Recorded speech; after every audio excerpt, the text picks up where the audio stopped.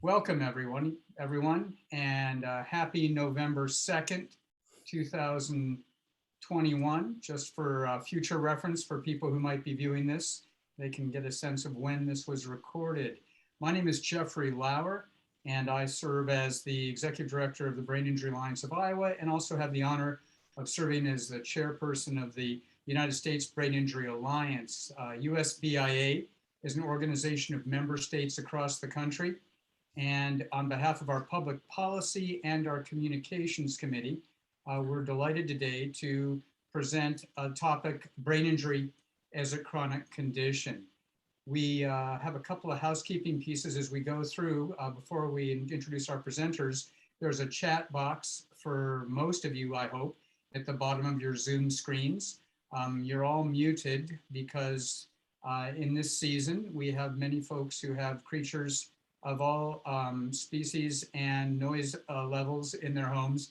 And so we will hopefully have a bit of time for some Q&A at the end, but we have a full slate. But please just chat your questions, and Carrie Collins from Arizona is going to be monitoring those for us. She's Executive Director of BI Arizona, also chair of our Public Policy Committee.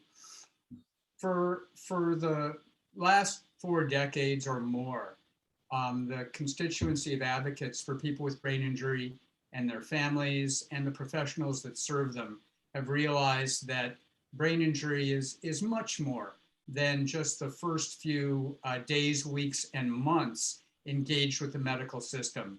For many people, there are persistent, persnickety, and sometimes durable changes in their lives that they struggle to adapt and accommodate to. No two speakers, researchers, practitioners have done more in their careers and with their time for people with brain injury and their families than Doctors Flora, Hammond, and John Corrigan. They've both devoted decades to research and practice with a focus on how to live well after brain injury. They've provided key and critical information for public policy advocacy, for systems change, for changes in the medical system, the rehabilitation system, and the long-term services and support system. And one of their projects that we're going to be talking about today stands to really change the landscape, and we're delighted to have them together. Dr. Hammond is a professor and chair of physical medicine and rehabilitation at Indiana University School of Medicine, and also chief of medical affairs at RHI in Indiana. She's the project director of the Indiana Traumatic Brain Injury Model Systems Program, and her research and advocacy focuses on long-term issues confronting people with disability and also treatment effectiveness. John Corrigan is a professor in the Department of Physical Medicine and Rehabilitation at Ohio State University, and also director of the Ohio Brain Injury Program, which was designated the lead agency in the state of Ohio for policy and planning related to living with brain injury. He's editor-in-chief of the Journal of Head Trauma Rehabilitation, and also the director of the OVC, Ohio Valley Center for Brain Injury Prevention and Rehabilitation. He's been the principal investigator and co-principal investigator of the Ohio Regional Traumatic Brain Injury Model System since '97. Both Drs. Corrigan and Dr. Hammond are looked to for leadership across the country, and they've been able to corral 16 centers around an emerging project looking at brain injury over the long haul. So thank you, thank you, Dr. Hammond and Dr. Corrigan, for joining us today, and please take it away. Thank you so much. So today, John and I are going to talk to you about brain injury as a chronic condition, and through that lens, finding a way to keep pushing the improvement of outcomes through a more proactive management. John, next slide. So to do that, I think it's important to take you back to why we're talking about brain injury as a chronic condition, and some of the history that got us thinking the way we're thinking today. So even as of 2009, when the Institute of Medicine published the Gulf War and Health Volume 7 of Long-Term Consequences of Brain Injury, even then, there was evidence to support brain injury as a chronic condition. So The Institute of Medicine report, what they did is reviewed the literature and summarized the literature and published their report in 2009. And for the abridged version, which I appreciate, there in 2010, there was an abridged version published in Journal of Head Trauma Rehabilitation. And what this showed was that there was sufficient evidence, even at that time, that there were associated conditions and deficits that persist and or arise at 6 months after traumatic brain injury. Those conditions and issues are very familiar to us, ranging from impairments in vision and motor function, cognition, behavior such as aggression, depression and suicide, unemployment and social isolation, and medical complications such as endocrine dysfunction, seizures, psychosis, dementia, Parkinson's, and also findings of premature death following traumatic brain injury. So this got us thinking about this issue. Next.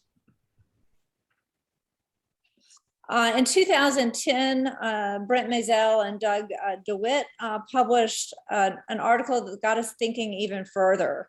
This basically what we commonly been treating as an event was really a disease process, that the traumatic brain injury isn't something that just happens and then you're left with that outcome, but it's something that happens and it may evolve over time and needs to be managed as such.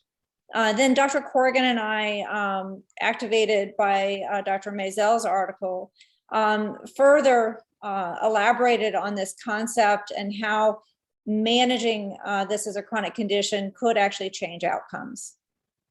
Next. So from 2011 to 2014, we met as a group at the Galveston Brain Injury Conference. The Galveston Brain Injury Conference is a think tank that every year brings in about 40 people who are experts and advocates, stakeholders across the country and internationally, actually, to talk about various issues affecting people with chronic brain injury. And so from 2011 to 2014, we actually focused on the issue as brain injury as a chronic condition. So the first year, 2011, we spent a lot of time just talking about the concept and the implications of the concept. And then in 2012, we actually came up with the definition of chronic brain injury. The definition is listed here. Injury to the brain can evolve into a lifelong health condition termed chronic brain injury. Chronic brain injury impairs the brain and other organ systems and may persist or progress over an individual's lifespan. It was important for us to get this definition established in order to start moving care forward and to be on the same page. Next slide. And then most recently, the DeWitt and Maisel article was updated for research published over the past decade to basically paint the picture of where we've come even further in our knowledge of this as traumatic brain injury is a chronic condition, and really confirms that we're on the right path in this regard. Next. So I'm going to share with you some of the research that we have accumulated over the past decade that helps tell this story of brain injury as a chronic condition. And it's not just that it's a chronic condition, it's a dynamic condition, meaning that people's needs and their function change over time. Different medical issues may emerge over time. And this slide here is data from the Traumatic Brain Injury Model Systems. The Traumatic Brain Injury Model Systems is a national data set. There's 16 sites across the country that collect data, plus 4 follow-up sites. And this slide here looks at the Glasgow Outcome Scale. It's a global functional measure, and looks to see, does the Glasgow Outcome Scale change when you look at it from year to year? So you see here on the left-hand side, the left column, compares someone's Glasgow Outcome Scale extended, it's an 8-point scale, from year 1 to year 5. The next column is comparing Glasgow Outcome Scale from year 2 to year 5, and then year 5 to year 10, and year 10 to 15. And you see something pretty consistent across each time we look, is that anywhere from about 39 to 48% of people are not changing in those intervals that were compared. However, the majority of people are having some kind of a change at each of these epochs. This is cross-sectional data, so the people in these different epochs are not necessarily the same, but some of them are the same. So what we found, interestingly, is that from year to year, 24 to 31% of people were improving, and 20 to 34% were declining. Again, people had been saying, you know, you get your injury and that's what you got. And in fact, with that mindset, you're not really even looking for improvement year to year to year after injury. Years ago, people, there's a common myth that you get all the change you get in 1 year. And now more recently, I've been hearing the myth that you get all the change you're going to get within 2 years. And our data really are telling a different story. You can have a change in your function over time. Next. So to understand this further, Dr. Corrigan and several other investigators with the model systems look specifically at what's happening at year 5. So from year 1 to year 5, year 1/2 to year 5, what is happening? And they did this looking at the model systems database weighted to represent those receiving inpatient rehabilitation across the country. And what they found is 22% were staying the same. So again, this is not a dynamic condition with only 22% the same at year 5. 26% were improving, and approximately half had some type of decline. 30% had worsened, and 22%, 1 in 5, had died by year 5. Next.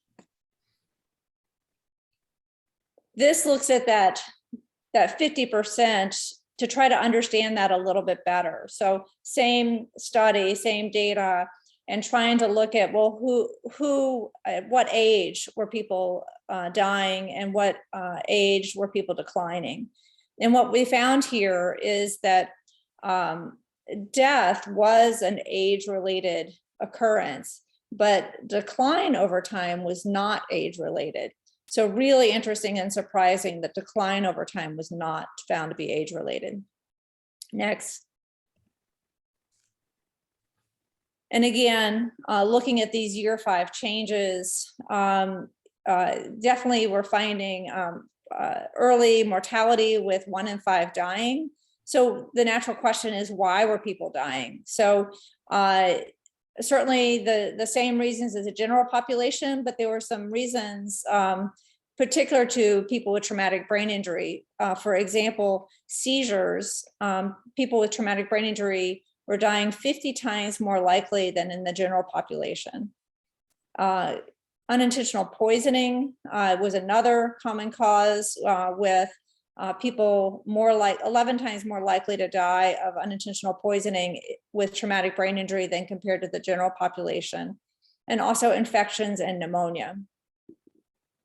The same study found many other aspects of negative outcomes. For example, 29% using drug and alcohol or misusing alcohol, 12% residing in nursing homes or other institutions, 29% dissatisfied with their current life, 33% indicating that they needed some help with daily activities, 50% returning for any particular reason, returning to the hospital in that 5-year time period, 55% not employed despite having been employed at the time of their injury, and 57% being at a functional level of moderate to severe disability. Next. So we're talking about the brain injury as a chronic condition. The natural question is, how are we doing in that regard? Is our current infrastructure for brain injury set up to have optimal long-term living with brain injury? And the current status needs a significant building of infrastructure, significant improvement. Currently, we have inconsistent availability of case management. We have little use of self-management and protocols for self-management. We don't have an established risk-based stratification to know who's at most risk for what aspects of the complications of brain injury. We have not identified particular markers that could help us in trying to figure out who's at risk, and also when to be doing different interventions. There's a shortage of expertise in regards to traumatic brain injury, and where that expertise is available across the country or across the world, and that dictating the access that people have, limited awareness, limited availability of people being able to get the services that they need. And sometimes people don't even connect the issues that they're having to the brain injury that they encountered. A lot of misinformation being given, and that misinformation and some myths about outcomes, limiting outcomes because we're not actually striving for those best outcomes. A lot of the care that is delivered is disconnected from the primary care and their primary care physician. And we haven't fully integrated all the different services and the aspect of living with brain injury across the community and the healthcare system. Next. So in the Galveston Brain Injury Conference, we didn't just come up with a definition, but we came up with a vision. And the vision is this: brain injury will be identified and proactively managed as a lifelong chronic disease that will result in improvements in longevity, level of disability, expense to society, and quality of life. This will be achieved through modification of our medical and psychosocial healthcare delivery systems, healthcare education curricula, research agenda, and legislative and healthcare policy.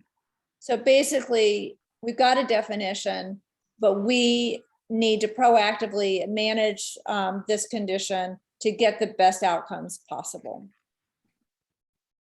So the question occurs to us is, could a chronic disease paradigm help us reach this vision? Next. So many other medical conditions have actually employed a chronic disease management system to see various benefits. So it's well known that chronic conditions use most of the healthcare dollars. That makes sense. But healthcare is quite expensive, particularly in the United States. And so disease management approaches have been used to try to reduce cost, but also improve outcomes, such as decreasing emergency department visits and avoiding hospitalizations and improving function and health. Some examples of where this has been accomplished quite well are in diabetes, congestive heart failure, COPD, and end-stage renal disease, and many other chronic conditions. Next. In fact, CMS, Centers for Medicare and Medicaid Services, has identified 21 chronic conditions that are listed here. Many of them are actually conditions that you might see overlapping with brain injury. And the point of this showing that there's several chronic conditions out there that are so important for insurance carriers such as CMS and private insurers to actually recognize it as a condition so that they can be better managed. Next. So there's several models out there in regards to how can we manage medical conditions to get better outcomes. The model that I want to discuss with you today is presented by Wagner. Wagner's chronic care model, or integrated care. And what Wagner envisions is the healthcare system within the larger community system to create an activated, informed patient working hand in hand with prepared, proactive practice team. And in the healthcare system, he breaks that down into the delivery system, decision support, and clinical information systems. And in the community, he outlines self-management, a supportive environment, and public policy and resources. Next. And this slide shows you more of the nitty-gritty of what all those different terms mean. So for example, in the health system, delivery system talks about at-risk case management and risk and need-based treatment plans, and getting the right clinical teams together to be able to treat the patient in a knowledgeable way. Whereas decision support includes things such as using guidelines to help guide care, and seminars and building expertise, and working with other specialists to help supplement the expertise that's available. Whereas clinical information systems is using our health information systems to be able to create registries and performance metrics to be able to know who needs what and how are we doing in that regard.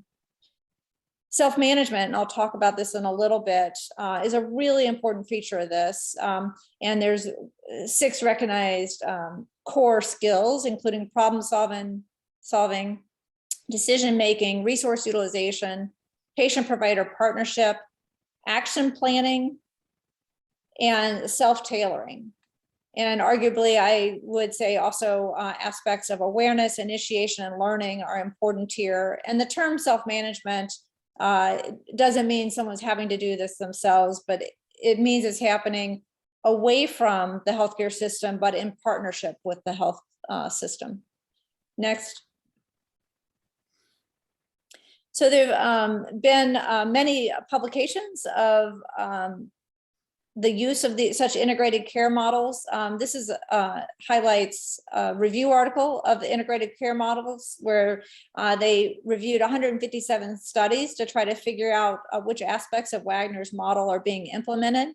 And this study showed that self-management was the most commonly utilized aspect, found here to be used in 46% of the models, followed by delivery system design and decision support, and then in decreasing frequency, clinical information systems, healthcare organization, and really surprisingly, community resources is infrequently used to be trying to help improve the care of people living with chronic disease. I think this community resource gives us quite, is an area that we should be focusing on as we develop our model. Next. So I mentioned self-management being the most common aspect of the integrated care models used. The reason this is so important to be thinking about the community and about self-management is because people see a physician and other healthcare providers for a few hours out of the entire year, but they've got to live the entire year trying to optimize their health. And so we want people to be activated and have the infrastructure to be able to have the best health outcomes. And that's the gist behind self-management. Self-management needs to be a problem, an issue that the patient, the person, is able to see as an issue that needs to get addressed, because they're going to be the ones driving the change.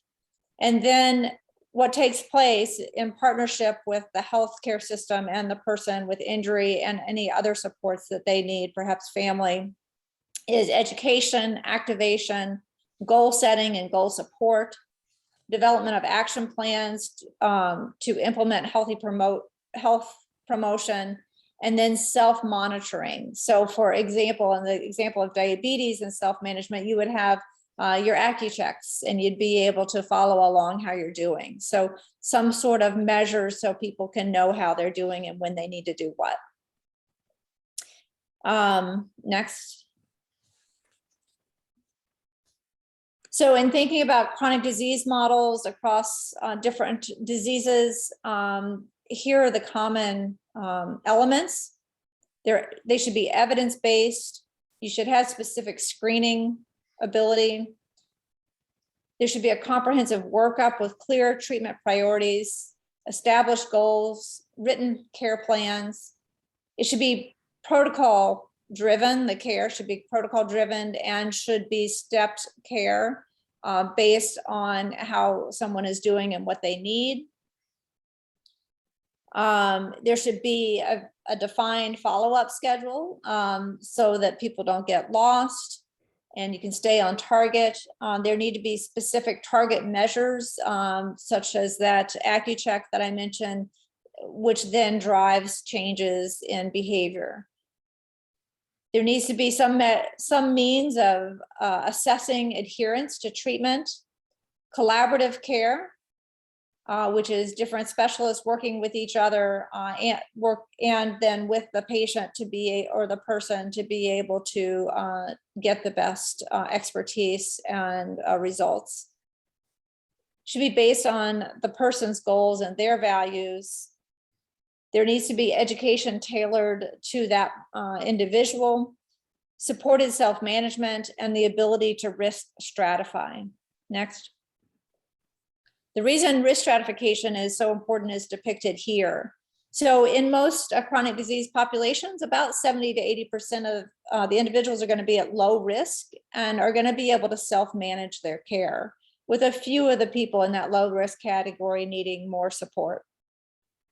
As you move into kind of moderate risk, disease management, as we've been talking about, is thought to be able to help people get the best outcomes, with some of those people needing more intense professional management. And then those who are at highest risk requiring much more intense case management to facilitate their chronic care management. So you can see why it's so important to be able to risk stratify to get the right care to the right person at the right intensity. Hey, Dr. Hammond, Jeff here, quick question if I may. When you have the concept and comment about risk management, disease management, and thinking about brain injury as a chronic disease, what does that mean? It differs from an injury that people recover from, but disease has a whole bunch of different kind of connotations. Can you give us a little bit of a sense of, is anything that faces somebody over the long haul, would that fall into the kind of the general medical concept of disease management, or is there really a fundamental change about brain injury as a process here versus an event? Yeah, so I'll try to touch on your question.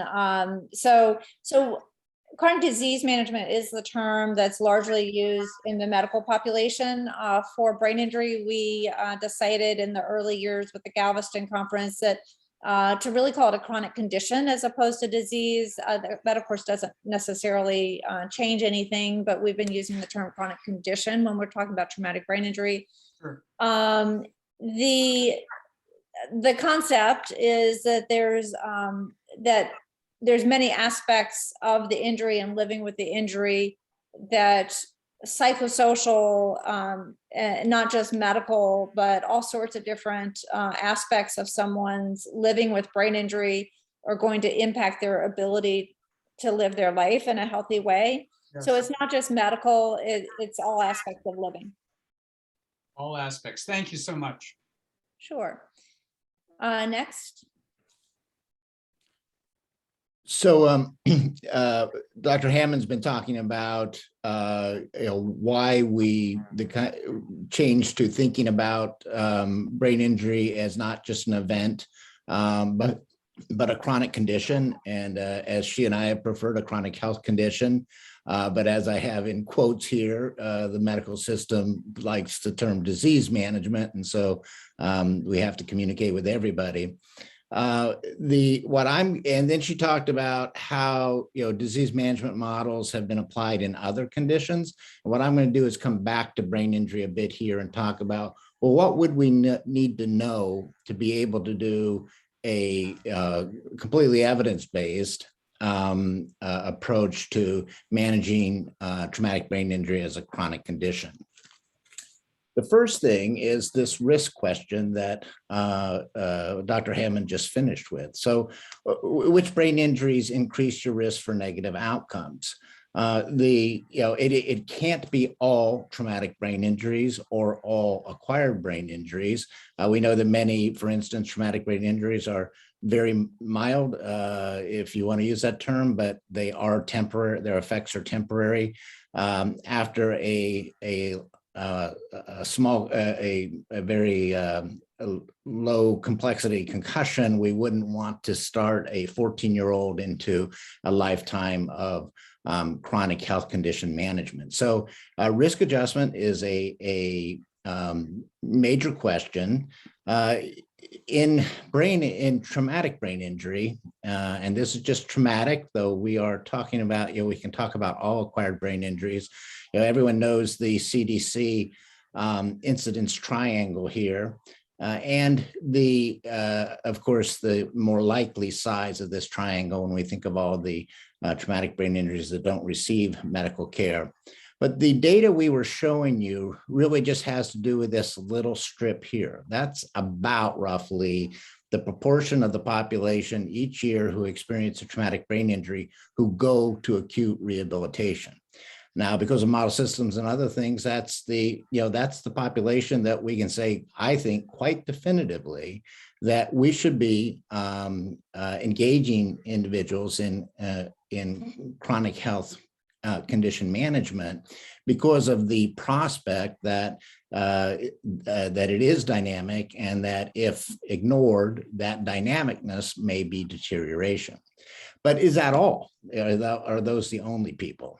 A study done a little while back in Colorado looked at the most severe traumatic brain injury somebody had in their lifetime, and its association with current function, activity limitations on the left, poor physical health on the right.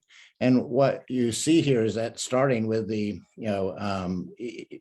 purple bar, which is mild TBI without loss of consciousness, there's increased risk for activity limitations that increases with greater severity of one's worst TBI. For poor physical health, it's kind of, all of the TBIs have greater risk, and then it really jumps with more severe.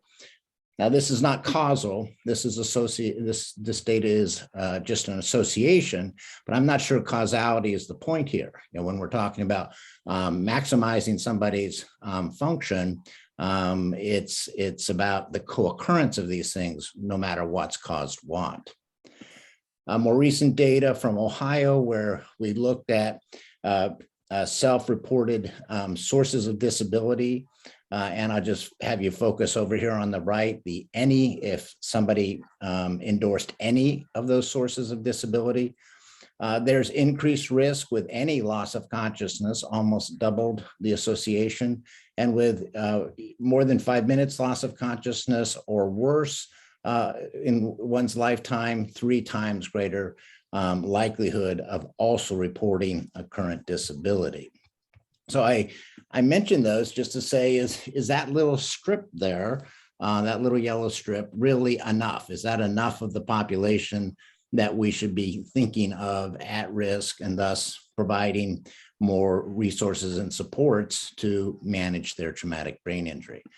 I think it's probably wouldn't be hard to make the case for everyone hospitalized with a traumatic brain injury. And we know we have some states where people are given resources and supports proactively after hospitalization.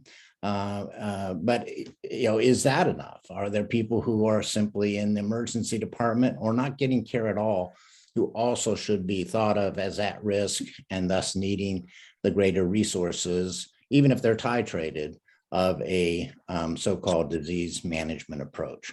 So I think it's clear for the more severe brain injuries, but I think that there's probably a case still to be made for less severe brain injury.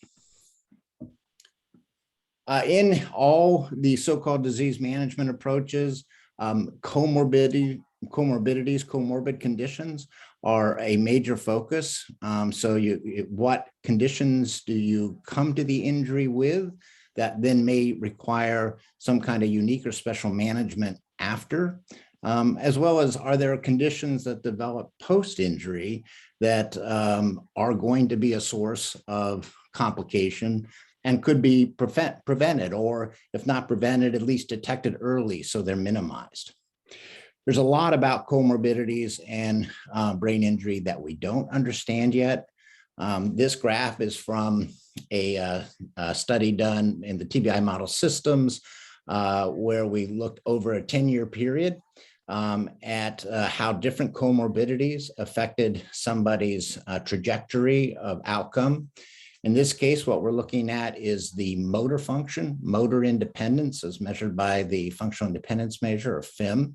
And this graph particularly is about hypertension. If somebody had hypertension in their life, what is their trajectory of motor function?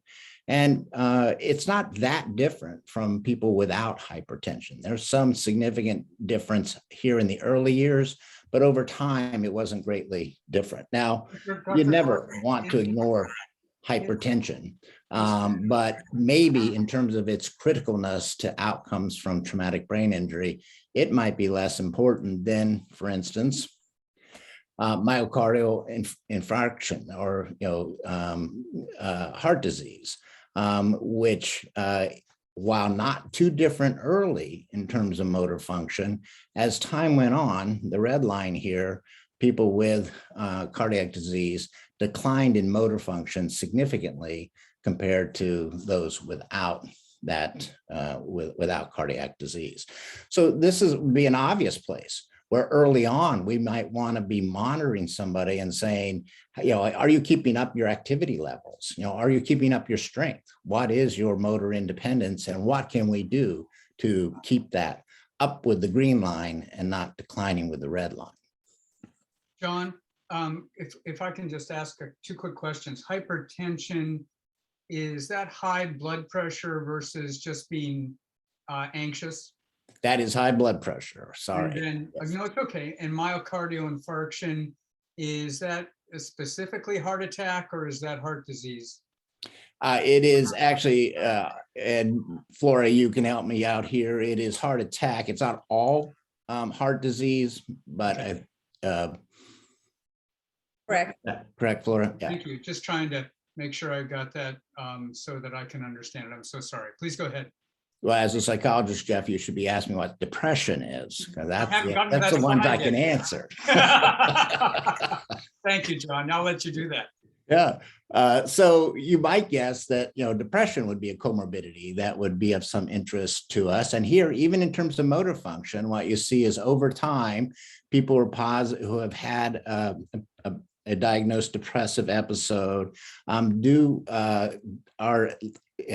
less poorer motor function than those without. It's not so pronounced early, but when we get out here to 5 and 10 years, it is. And also, as you might guess, when we move from motor function to cognitive function, depression is a much more important comorbidity. And right out of the gates, we would be concerned about cognitive function and depression over time. So that's just, some examples of the kinds of things we need to understand from the kind of health or medical aspect of optimizing outcomes, both in terms of pre-existing conditions and comorbidities that develop later. A fourth issue, and Dr. Hammond has already, spent some time on this in terms of other conditions, but what is unique about self-management when we're talking about people with chronic brain injury? We do know that, traumatic brain injury, most of the acquired brain injuries uniquely affect executive functioning. Executive functioning certainly is central to self-management.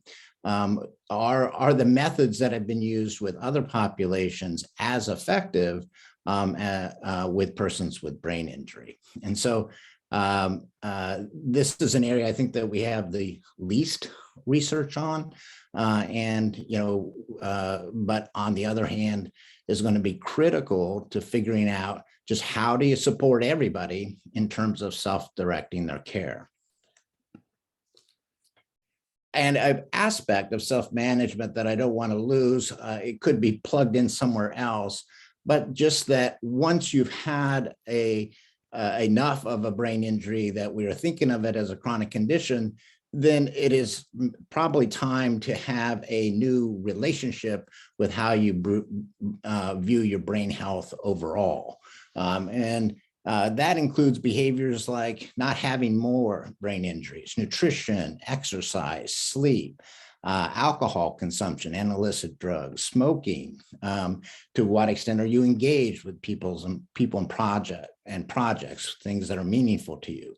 How do you minimize stress in your life, handle stress, and do you have ways to relax and actively manage your stress levels? All of this, I think, becomes more important with living with a brain injury, and not that we all have only so much behavior change we can do at a time, but this is, I think, needs to be part of a comprehensive approach to helping somebody manage their long-term condition.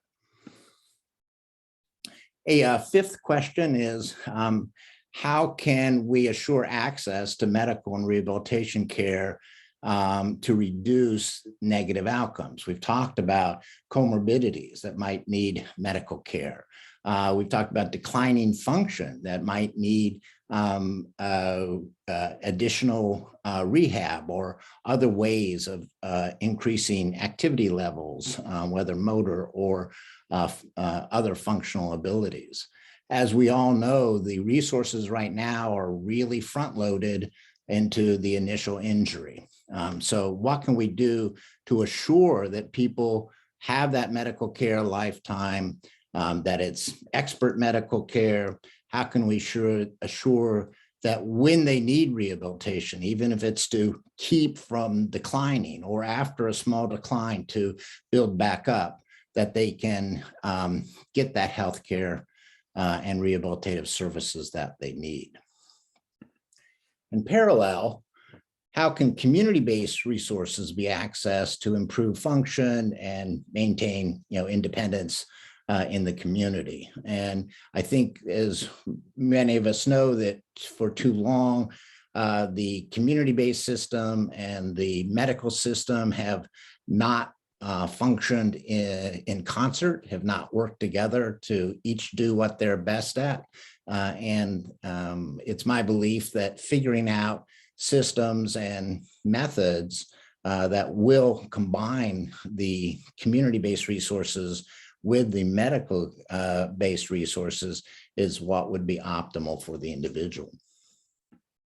So that's quite an agenda. That would be 2 decades, 2 to 5 decades of research, even if it was well funded, if we're going to wait for all these questions to be answered to start approaching or developing a disease management model. We're not, and as Dr. Hammond is going to talk about here in a moment, what we, with the wisdom of NIDLR and their funding, have set out to do is say, well, where do we stand? What do we know about these questions? Let's stand on what's known, but let's start to use our best judgment and clinical insight to design a disease management approach that we can start to use and set it up so that we learn from it over time and hopefully in time answer these questions, but not waiting for the answers. And so, Flora, I'll turn it back to you to talk about BeHealthy. Fantastic. So as John mentioned, this is something we've been working on for a long time, but spurred on by our success is being spurred on by NIDLR. And so we are designing a project we've termed BeHealthy. And basically this means we're going to be designing, building an evidence-based model on that will be self-directed chronic TBI management. Next slide. NIDLR is. Yeah, the there it is. National Institute. There's a reason why I go with NIDLR. National Institute on Independent. Disability, independent living, and rehabilitation research. Top of the slide. Oh yeah, that's why I put it there too, actually. And that's part of U.S. Health and Human Services. Yes. Thank you. Sure. Yeah. So last year in 2020, in January 2020, they came out with a call for proposals that were submitted in April. And then in September 2020, we found out we were funded to do this work. Basically, the overall goal, as stated by NIDLR, is to develop a chronic disease model for traumatic brain injury. And they purposely are aiming at this to achieve the following long-term outcomes: to decrease mortality and improve health, function, and quality of life for people with traumatic brain injury. And this is going to be done through prevention and or reduction in rates of new onset comorbid disease and disability after brain injury, and extending rehabilitation services that better integrate with community-based supports. And then John and I added also that this will be achieved through creation of evidence-based recommendations for healthy longevity. Next. So to do this, we decided to leverage the Traumatic Brain Injury Model Systems program infrastructure. As I mentioned earlier, the TBI model systems has 16 actively funded sites that are actively enrolling people with traumatic brain injury who go to acute care and then come to receive acute inpatient rehabilitation. And then we follow them over a lifetime. And there are also 5 VA sites that collect, enroll and collect data on veterans with traumatic brain injury as well. In this infrastructure of the TBI model systems, we do a lot of work beyond just enrolling people to the national data set. We have special interest groups. We do a lot of creating products and materials to help educate and implement our research findings. The national database that I mentioned has over 18,000 people that have been enrolled over the past 30 years. We follow people up who, so we enroll them at the time of inpatient rehabilitation and collect a lot of information at that time. And then we also follow them at year 1, 2, 5, 10, and then every 5 years after that. So we decided to leverage this incredible infrastructure and the expertise of the infrastructure to be able to create this BeHealthy model. So all 16 funded sites and 1 VA site are members of this BeHealthy grant. Next. You'll see here a description of all the different stakeholders in our grant. First, we have the leads, so myself and John Corrigan, also assisted by Kurt Kroenke, who's an internist, and Angel Sander, who is a psychologist. We have actually weekly meetings at this point to move us forward. We also have a steering committee, which is comprised of the National Data Statistical Center primary investigator, as well as the TBI model system site investigators. We also have a stakeholder committee, and you'll see below all the different members across the spectrum of people that we have thought that are important to be involved in this. And we're adding stakeholders as we go if we find gaps or as we evolve in our thinking and being ready for input in various places. And we also will be breaking up in groups to be working on different projects. Next. So, what are we going to be doing and how are we going to do it? These are the 4 objectives that were designed to exactly meet the prescriptive requirements of the grant. One is to develop new knowledge and information about potential characteristics and adaptability of evidence-based chronic disease models for people with traumatic brain injury. Basically, we're reviewing the literature of other disease management models to learn from what's been done in other conditions. And then also we've been reviewing the literature for traumatic brain injury and what is the evidence for various interventions and screening and surveillance methods. Next, we're going to develop a chronic disease model called BeHealthy to design specifically for traumatic brain injury that's based on available evidence and best practices for optimizing long-term outcomes after traumatic brain injury. So using that information from the literature review and our expertise and our stakeholders to develop a model that we think will give the best care that we can see fit within the confines of what we think we can leverage and create. And then next we're going to actually test aspects of those models. So develop new knowledge about this model, including its active components and feasibility for implementation, measures of impact, sustainability, and potential for knowledge translation. So we're going to test different aspects of this model. And then lastly, it was very important for NIDLR that we develop this knowledge among people with traumatic brain injury, their care providers, and policymakers. So we're getting the information out, disseminating our findings. Next. And this is a graphic that we designed to help summarize what we're doing and how we're doing it. As I mentioned, we're doing this literature review. That was the first year of the grant, and we're just pulling that information together now. We're now moving into the 18 months of designing the model. And then we'll be moving into the feasibility studies and then integrating the results of our feasibility studies into our final model. And then hopefully have further funding to be able to really test out this model as a whole for the population that is targeted to help. You'll see that there's 3 buckets here of how we're focusing our thinking. One is structural and sustainability issues, so that we make sure we're designing something that works and is sustainable. Looking at clinical issues that need to be managed, and then also looking at self-management and in addition to self-management, the community and how someone is functioning outside of the healthcare system. Next. After looking at, well, we're completing the reviews right now, 3 systematic reviews, and after looking at some, 400 or 500 specific articles, yeah, obviously we've started to have some ideas.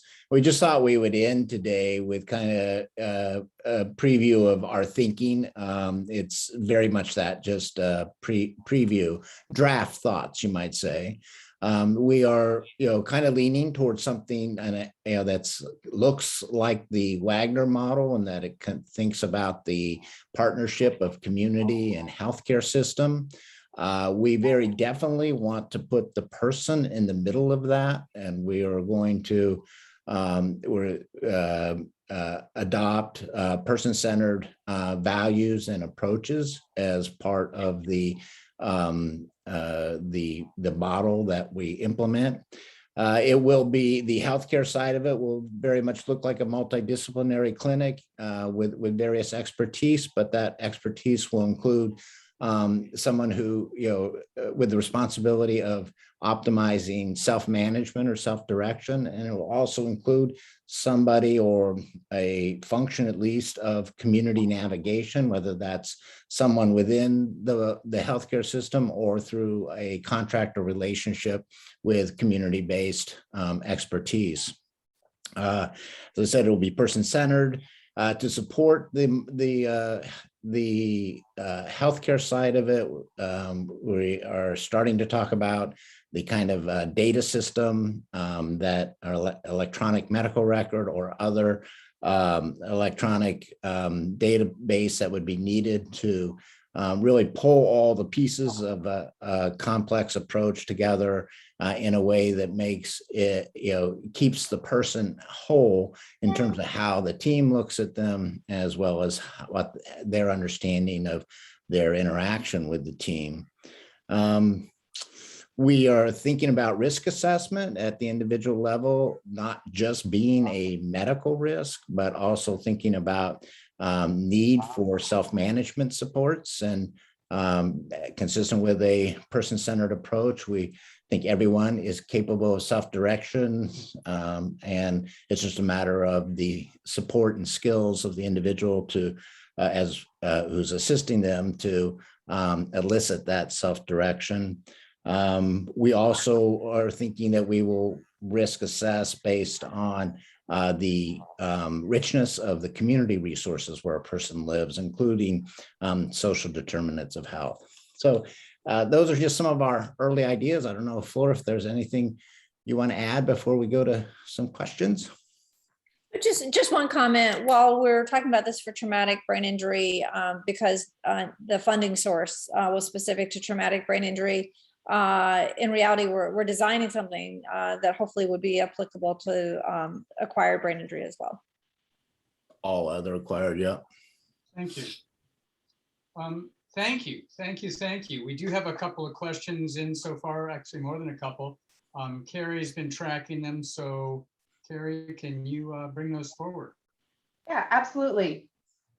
So we had a question too on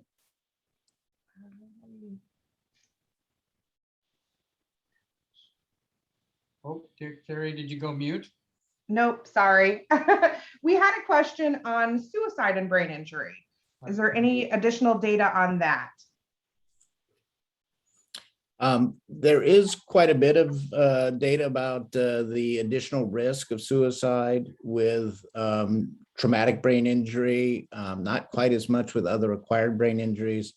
A lot of the data has come out of Scandinavian countries where they can look at lifetime, early injury, later effects.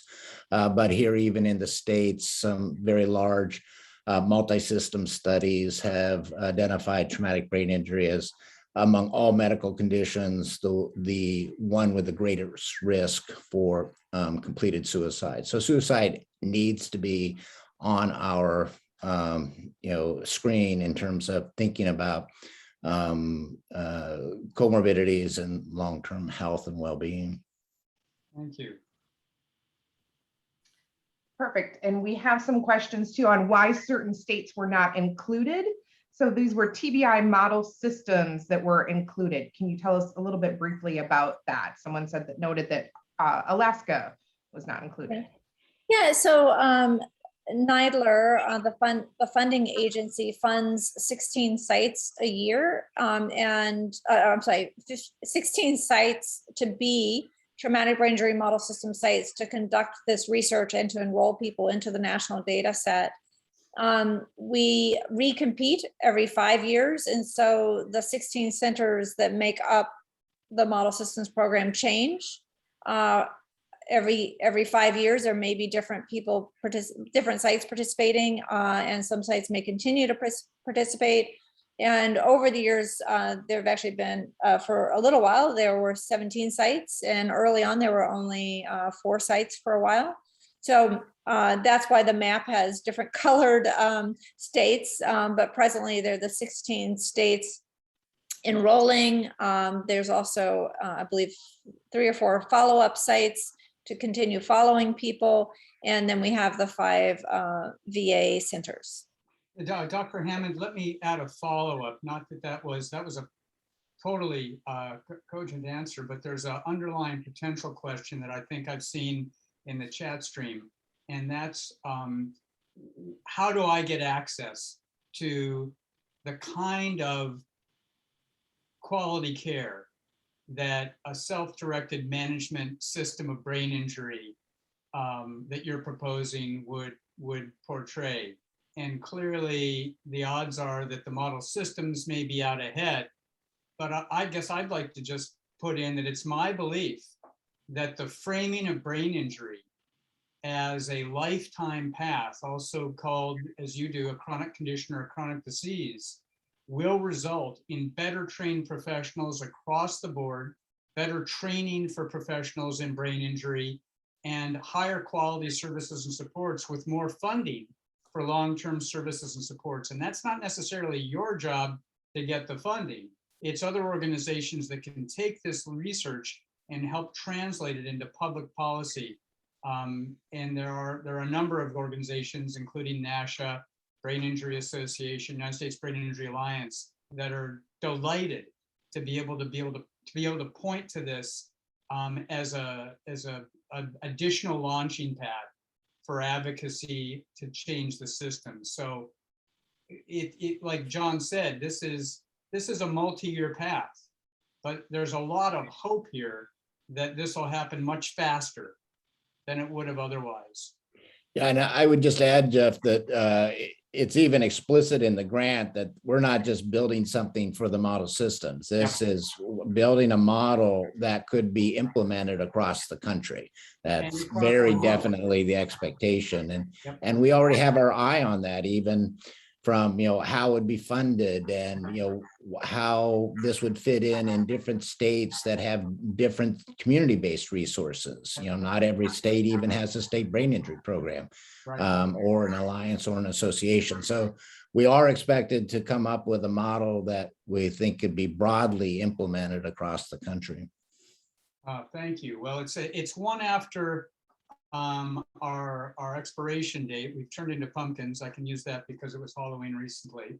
I'm sorry we didn't get to all the questions. There was one that I'm just going to answer. It's got to do with making sure it's an admonition to us all to remember to include the expressed needs of people with brain injury in the research, and to have people around the table who have had lived experience with brain injury. And I know both of you have that, and that this model has that. And what we're looking at right now on screen with your slide puts the person with the brain injury in the center in a person-centered, person-directed way. So that's a pretty big change. And I'm just really grateful that you've joined us today in what is, I think, one of the most exciting and potentially transformative research projects, and is a culmination to some extent of what you've both been working on for your whole careers. So, well done. Well done. Thanks for the invite. I would just like to add that please give us a little bit, but a recording will be out, and I believe copies of the slides will be emailed to everyone. So thank you for joining us. Please give us a day or two to work on a follow-up email, and we're really excited that you could join us. Thanks again, everybody. Take good care.